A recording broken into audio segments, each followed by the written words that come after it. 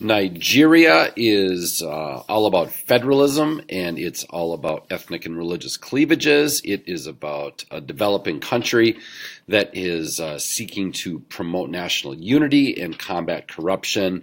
And so those are some themes to think about as we go through this particular review. This is a very good review question from the 2011 AP test addressing federalism in Nigeria and explaining how they use federalism to accommodate religious and groups, ethnic groups, and so forth, the electoral system, their federalism, or federal piece as well. So go back and look at 2011 number 7. We do this one in class typically as well, but it's a solid question about Nigeria's federal character principle. There is Nigeria. There's our country. It is a federal state presidential system, and Nigeria again, very, very generally broken up into a Muslim North, Christian South. You know that's too much of an exaggeration. Hausa Fulani, Muslim North. You have the Yoruba in the Southwest, a Christian-Muslim mix, and then the Igbo are the dominant group in the Southeast. They are a Christian group with animism as well. The Delta is where the oil is found in Nigeria. Very, very vast majority of it anyway, over 90% is in the Delta area. Port Harcourt is kind of ground zero for that. We talked about the Ogoni ethnic group here, and we talked about the Ijab as well. So remember that Abuja was created as the capital city because they wanted to plant the capital in the middle belt of Nigeria rather than having it in Yoruba land where Lagos is located.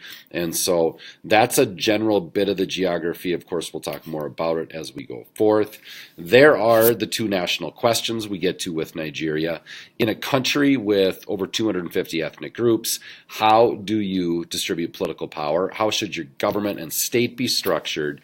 And then second of all, how do you create national unity in a country that from a genuine standpoint, from a pre-British standpoint, was not national until the British created those borders. So like I said, these are the main groups that we need to know about. And I mentioned the Middle Belt and the regions and so forth as well. So Middle Belt, just want to add in lots of ethnic groups, Muslim Christian mix, and it has been very prone to violence over the decades. We talked about why Nigeria has such a struggle in terms of its healthcare, struggle in terms of its life expectancy, and quality of life at times in certain areas. And the map we showed in class indicated this one was the percentage of 1-year-olds with basic vaccinations, very, very low in the north, a little bit better in the south, and much better in the southeast, but still very, very troubling numbers there, and that would certainly lend itself to disease playing a role in taking the lives of many Nigerians, young Nigerians. And we talked about female literacy as well. Again, the North struggles more than the other areas, and it's tough to be a successful modern country if you have a low percentage of females who are able to read and write. Nigeria got its independence in 1960, and they got it from the British. It was a peaceful process. Britain had ruled Nigeria as a colonial power. The Brits ruled northern Nigeria in an indirect way. They ruled them through local chiefs, and they ruled the South more directly, so they were on the ground. The South benefited from a better infrastructure system and so forth. And the Nigerians eventually were split into 3 states, the British did. They split the Nigerians into 3 states, which corresponded with their ethnic groups, and so those divides were reinforced by the Brits as they laid out the map. So the independence in 1960 happened, and they went with a Westminster system of parliamentary governance, which makes sense. The British, system had been established in so many areas, and Nigeria kind of followed suit with that. So the Westminster model was used. The northern areas had far greater population, so they dominated politics and the legislature and so forth. There were a lot of ethnic tensions and identity concerns that played into all of this. Lots of factionalism taking place. That notion of zero-sum politics was very much evident from the get-go, where people were looking to defeat the other side and get what was coming to them. So lack of compromise and zero-sum politics. Constitutional monarchy for the first few years.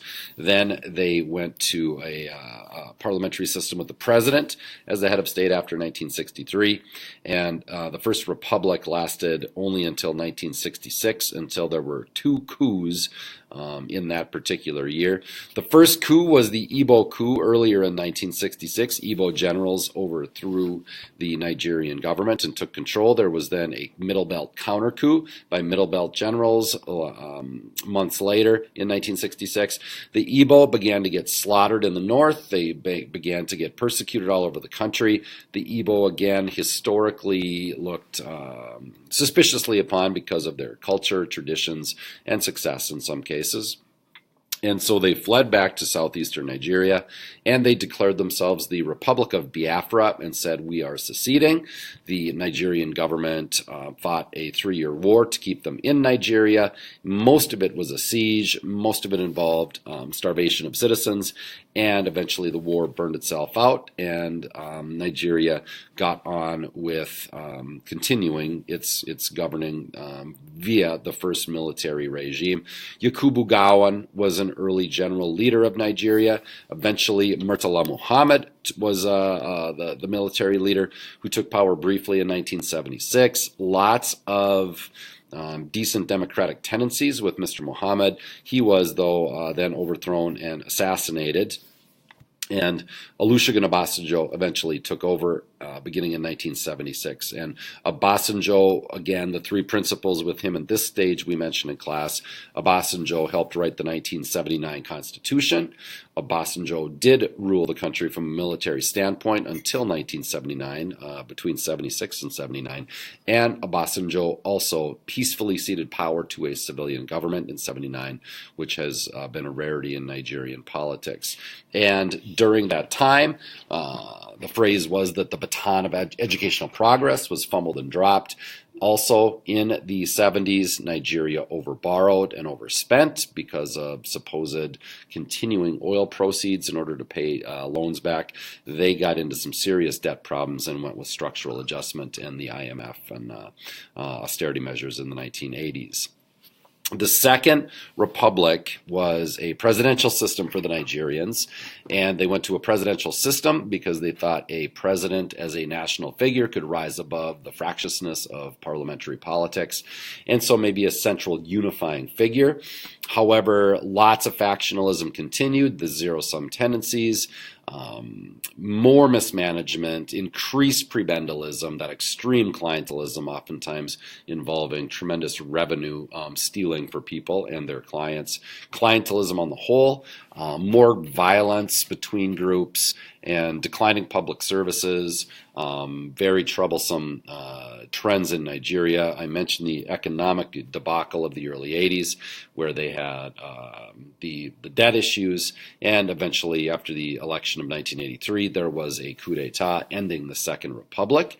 So that was that, and the first leader in the military regime in 1983 was in fact Muhammadu Buhari, the general who subsequently became president years later, and then the guy who ruled for 8 years, the gentleman on the screen, his name was General Ibrahim Babangida, and he's the one who imposed austerity measures, structural adjustment.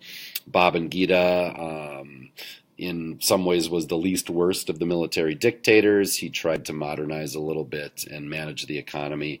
He eventually kept saying that they would have elections. They did have elections in 1993, and the Nigerians went to the polls. They elected a new president, and then Babangida annulled the election. And so that annulled election of 93 is the Third Republic of Nigeria. And the gentleman who won the election, Chief Mashood Obiora, Abiola ended up doing prison time in the 1990s until he died in prison, in fact, in 1998.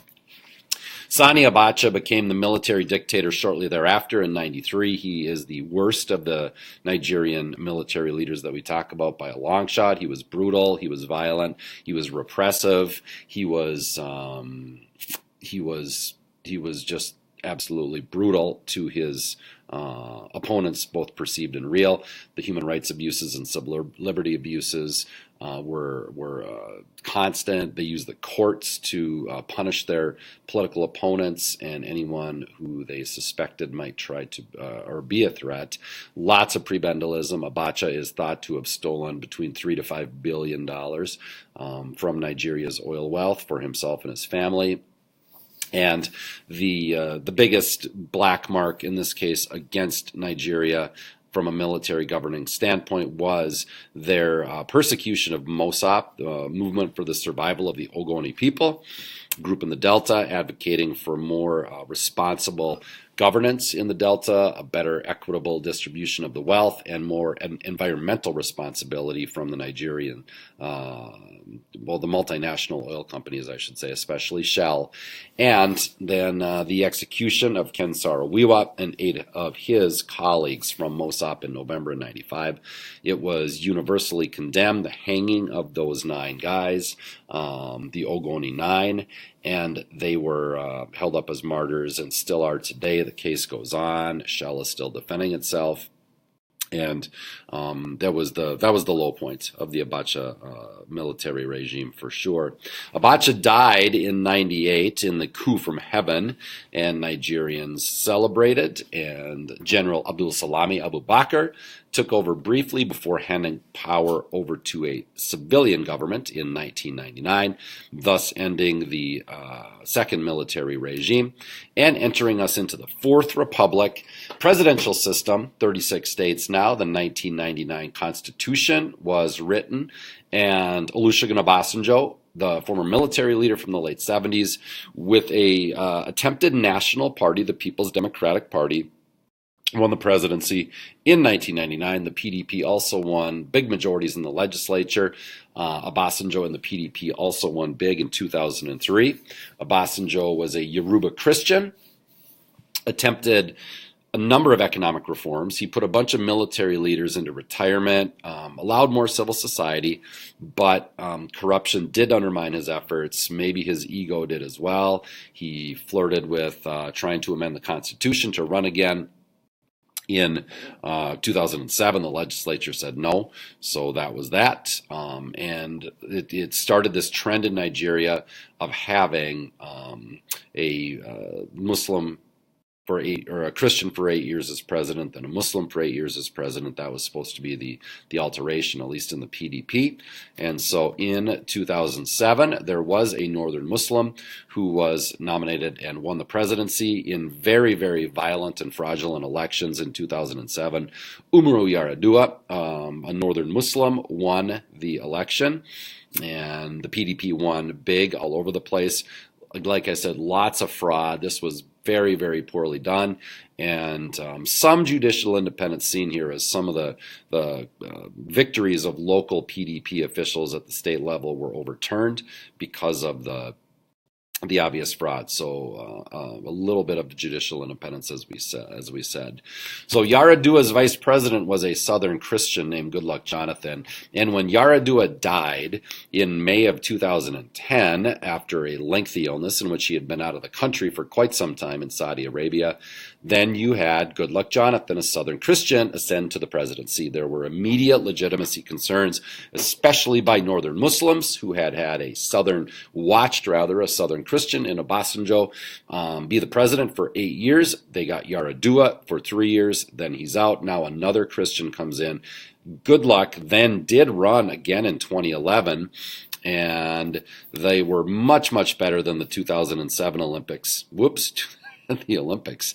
I'm not quite sure where that came from, but anyway, the 2011 elections better than the 2007 ones. And so much more free and fair. Still violence ensuing, especially in the north, because Northern Muslims were despondent and upset and outraged that Christian president would be sitting in the presidency once again.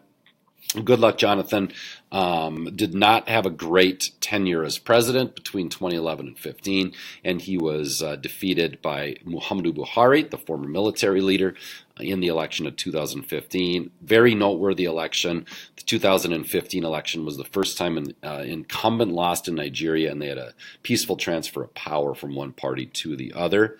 Fourth Republic policy challenges have been very numerous, trying to reform the economy and make it more equitable in terms of opportunity for people.